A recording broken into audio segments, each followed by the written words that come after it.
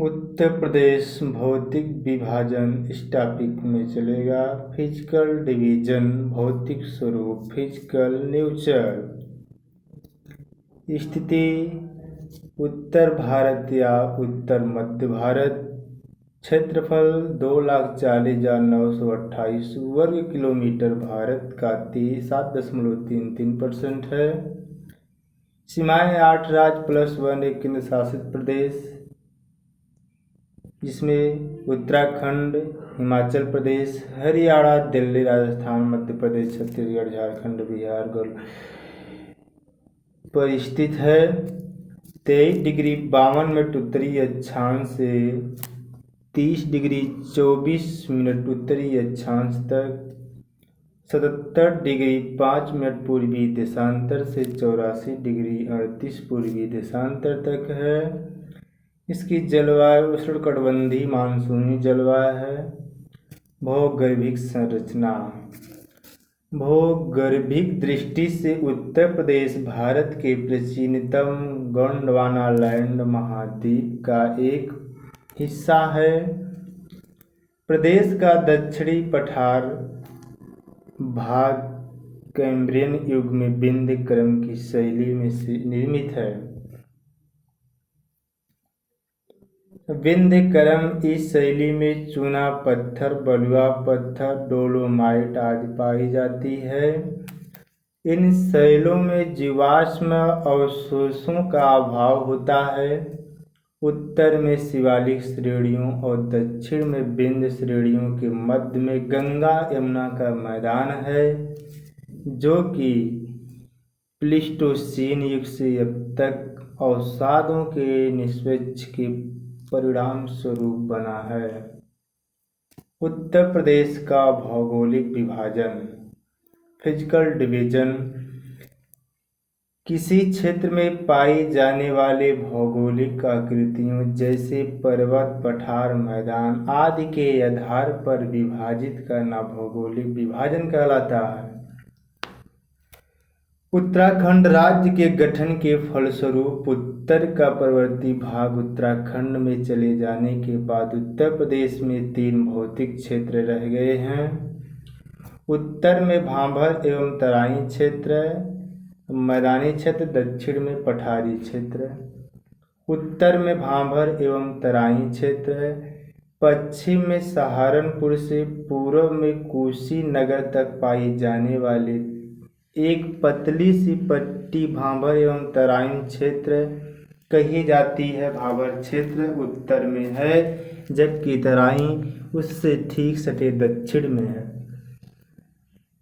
भाबर यह शिवालिक हिमालय के समांतर गिरिपाद प्रदेश में फैला क्षेत्र है, जिसका निर्माण कंकड़ पत्थर चट्टानों से होता है अर्थात हुआ है। इस क्षेत्र का विस्तार उत्तर प्रदेश के बिजनौर, सहारनपुर, पीलीभीत, शाहजहांपुर एवं लखीमपुर खीरी जिलों में है। यहाँ आकर नदियाँ विलुप्त हो जाती हैं तथा जल चट्टानों के मध्य प्रवाहित होता है। ये नदियाँ आगे जाकर वापस धरती पर प्रकट हो जाती हैं। यह क्षेत्र कम उपजाऊ होता है। इस क्षेत्र की मृदा कृषि के लिए अनुपयुक्त है। तराई क्षेत्र भाबर के समांतर दक्षिण में नमी युक्त दलदली क्षेत्र को तराई क्षेत्र कहा जाता है। तराई क्षेत्र में नदियां धरती से प्रकट हो जाती हैं। यहाँ महीन कणों के निष्पक्ष मिलता वर्तमान में तराई की अधिकांश भूमि को कृषि योग्य बना लिया गया है। इस क्षेत्र में गन्ना एवं धान की खेती हेतु उपयुक्त दशाएं होती है। अनेक जगहों पर जूटे की भी अच्छी खेती हो रही है। इन बदलती क्षेत्रों में अनेक तरह से रेंगने वाले जीव तथा विषैले कीट, अजगर, मगरमच्छ आदि के साथ अन्य वन्य जीव भी पाए जाते हैं।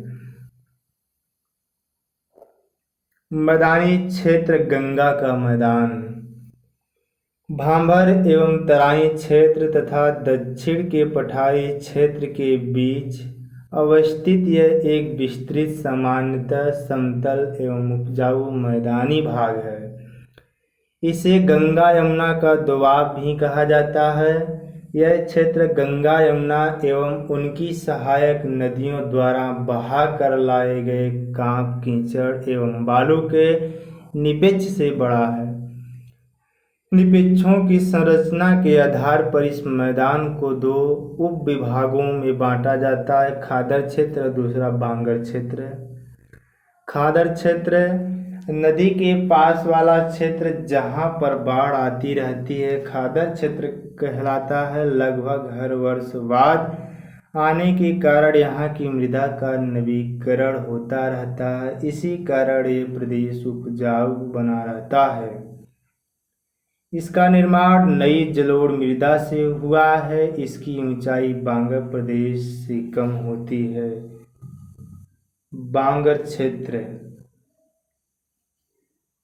नदी के दूर वाला क्षेत्र जो नदी द्वारा लाई गई मिट्टी से पाया गया। इस प्रदेश में बाढ़ नहीं आती, जिस कारण यहाँ की मिट्टी का नवीकरण नहीं हो पाता, बांगर प्रदेश कहलाता है।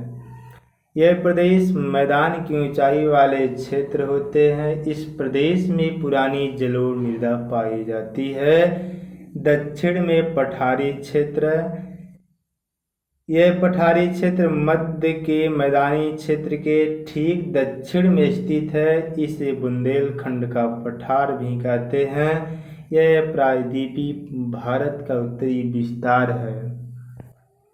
इस पठारी क्षेत्र की सामान्य ऊंचाई 300 मीटर के आसपास है। मिर्जापुर सोनभद्र जिले के कुछ स्थानों पर कैमूर और सोनाकर की पहाड़ियाँ लगभग 600 मीटर तक ऊंची हैं, जो दक्षिण भाग की सबसे ऊंची पहाड़ियाँ हैं। यह क्षेत्र ललितपुर, झांसी, जालौन, हमीरपुर, महोबा, बांदा, चित्रकूट, इलाहाबाद जिले के गंगा के दक्षिण भाग तथा वाराणसी जिले की चकिया तहसील तक फैला हुआ है। इस क्षेत्र की मुख्य नदियां चंबल, बेतवा, केन, सोन एवं टॉन्स है। चंबल, बेतवा एवं केन यमुना नदी की, जबकि सोन एवं टॉन्स गंगा नदी की सहायक नदियां हैं।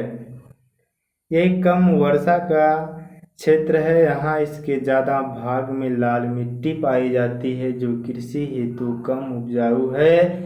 यहाँ की प्रमुख फसलें चना, सरसों, अरहर, ज्वार एवं गेहूँ है। बुंदेलखंड के पठार तथा विंध्याचल पर्वतमाला का निर्माण प्री कैम्ब्रियन युग काल में हुआ। तो हमारा यहीं पर ये टॉपिक समाप्त होता है। जय हिंद।